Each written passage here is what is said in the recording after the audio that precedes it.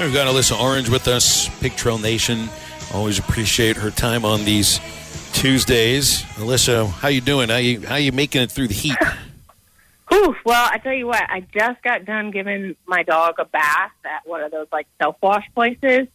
So I smell like a wet dog at the moment. And I have a giant husky, so he's a little hard to wrangle. But, you got to do what you got to do. So it must have taken a while. We made it back safely home without any escapes. So how long does it take to get a giant husky in a vehicle, taxi to a self-wash place where I don't know what that must be like?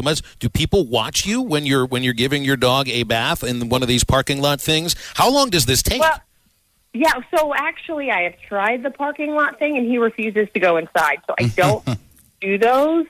There's a place off Weddington that used to be called Bark and Paws. It's now like Barkberry, and I used to take my old dog there, so I go there, but they've got stalls that you can go inside, because I can at least get Shep in the door.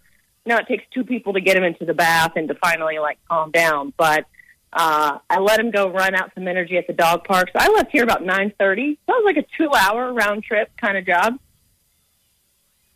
All right, well, everybody's clean and happy and still hot anyway, so we'll just...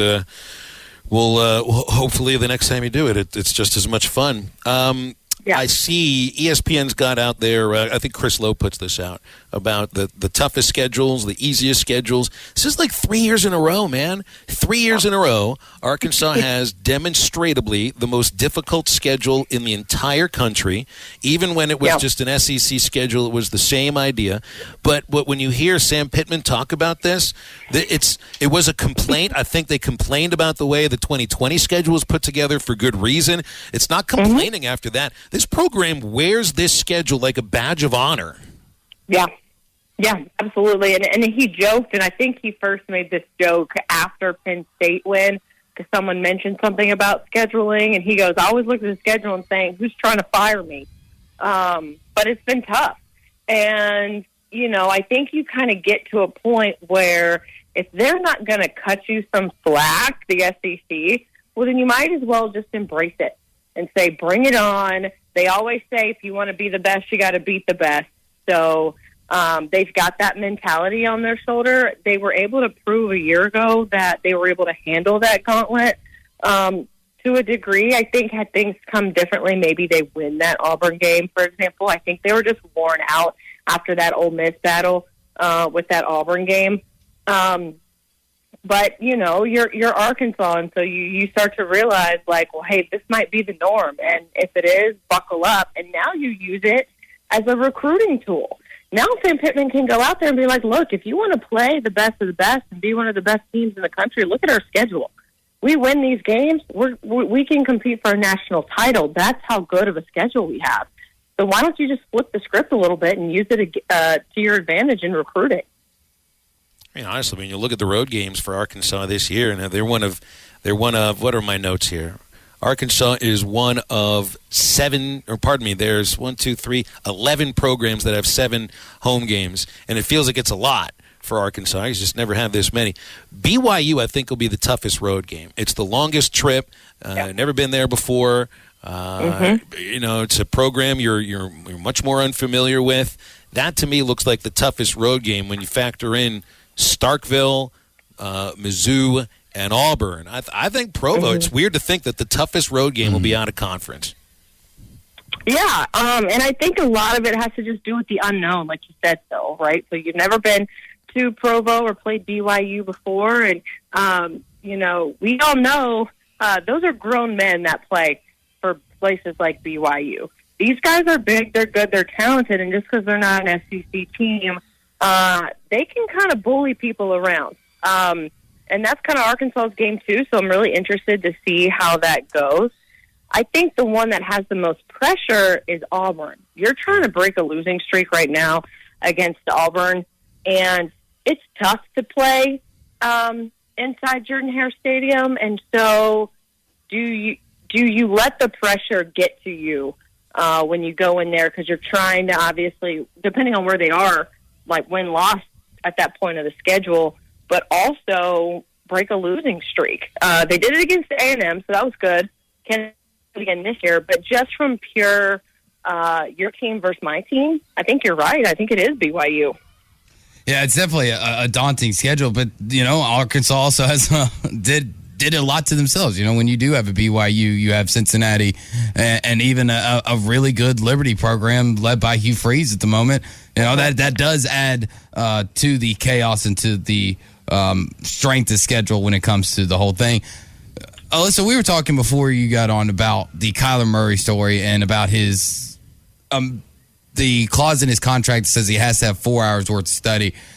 We all know KJ's not like that, but let's say a story like that came out about KJ people had to put tablets in his face and he had to study. How berserk would this entire state go to know that was the type of leadership they had at their football team? Yeah, I don't know. That's just weird to me. The whole thing is weird. And for me, I like KJ takes care of his business, right? We know that KJ's in the film room, and we know that KJ's watching film and doing the study and doing the tape. And so, I mean, if you have to tell your starting quarterback, hey, man, we're going to need you to do your homework, but they win games, what do you're winning games, but your quarterback's kind of maybe studying for the test this week. I don't know. That's just a weird vibe to me. But I think if you're winning games, people are whatever, you can do what you want. But KJ's not like that, so that's nice. Yeah, it is nice that you definitely something that you don't have to worry about, and something I don't have to see on Arkansas Twitter, because we know how bad it could possibly get. Alyssa, tomorrow basketball is going to host some media members, and you're getting to see some things and talk to Eric Musselman about. This is huge. I'm super excited because the hype around this team, it has just been incredible. Well, what are some things that you're hoping to get a glimpse at tomorrow? All right, and are you able to go? I'm hoping so. That 4 o'clock time is tough for us people who are, handcuffed to a 6 o'clock newscast. But we're going to try to make it work some way, somehow. But, I mean, I really think, and I hope that when we're there being able to see a little bit of practice, we can see some, 5-on-5 stuff, because you can get a little bit out of drills in terms of our guys making mistakes. Are they doing the drills the right way? But it's really in a 5-on-5 game competition where you're going to see exactly the talent that is Nick Smith Jr. and Jordan Walsh, Darian Ford coming in. You've got Anthony Black there, the new guys that they've added, but how are they gelling, and how is all of this talent working together? And I want to be able to see that in person, so I hope we get to see that. And then, Muss is going to talk about, his summer and but they're about to go to Europe, and then they get to go to Maui and around Thanksgiving. So it'll be a good idea to get a glimpse of what this team looks like. And look, they're just trying to continue to keep this basketball team in the spotlight because there's so much hype around it. Mm-hmm. You just want to feed off that energy. And even though we're about to start football season, it's always okay to talk about basketball, men's basketball right now. So I know fans really, really want to see what we see and hear from us when we come back from what we saw on Wednesday. Yeah, I think you hit on one of the things that it's got to be one reason why they're doing this. Outside of the idea that they can have these practices now because they're headed for a European trip. You got football camp starting next week. You just had SEC Media Days. It was just a month ago that the baseball season ended in Omaha. So, men's basketball has still been part of the conversation because of the recruiting class, because of the recent success and everything. But this is also like a chance to say, hey, out of everything that's going on, guys, you're not going to forget about us. I mean, when you look at the guy who's at the helm of the program, it's not, Muss does like the attention, but that's also because it's good for the program. This is good for the program. Right. I think, Eric Musselman is such a character on Facebook. He knows exactly what he's doing. But you look and, he's even commenting on posts that happened 2 years ago to get it back on people's feeds because this basketball team is relevant. And it will continue to be relevant and something people want to talk about when the season's not starting and we're in the hype of football season. It's keep men's basketball at the forefront. Don't let it fall behind. Don't let it be like, oh, it's not basketball season right now, so we don't really need to talk about the men. I mean, they are continuing to stay on top of everything. I mean, you're seeing all of this stuff, these DJ videos that they've been doing all summer long. I mean, they are making sure, like, hey, we're here, and it's basketball season 365 days of the year, if you ask us. So they know exactly what they're doing, and they can do that now because of the hype that they've built with this recruiting class. Absolutely so. Hey, Alyssa, last thing here, and it's on football. You heard Jimbo Fisher last week bring up, I think he might have just let it slip, at least of some of the schools that Texas A&M has been considered in for a scheduling pod whenever you do go to the scheduling pod, because I think you're going to go to 9 games eventually. And Arkansas, it doesn't look like, I kind of thought you might be in the same pod as A&M and Texas, but it doesn't look like that would be the case. If you were to play one of those two teams on an annual basis, and you've had a really good rivalry with A&M recently, you know the rivalry with Texas is a lot of fun, I'd rather them play Texas on an annual basis. What do you say?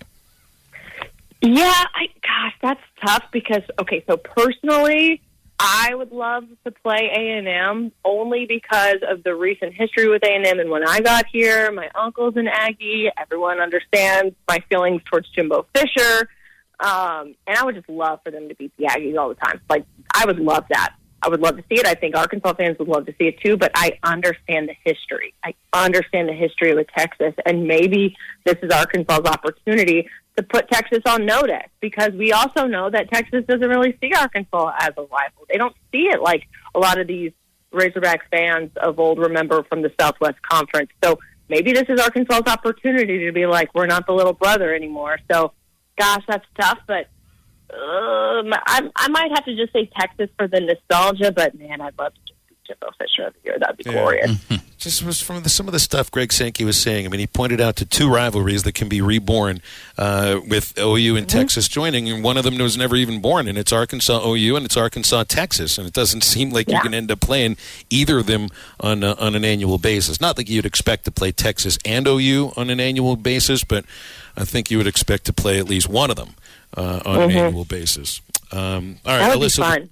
Yeah, I think it'll be a lot of fun. I just get them into the league now. I mean, let's forget about all this waiting stuff, man. These contracts. Yeah. Don't forget to stop. I don't think anybody wants to wait. I think it's all the lawyers. It's all their fault. The legal garbage. It's always an easy thing to blame, and I'll go along with you there. Alyssa, appreciate you. Stay cool if you can.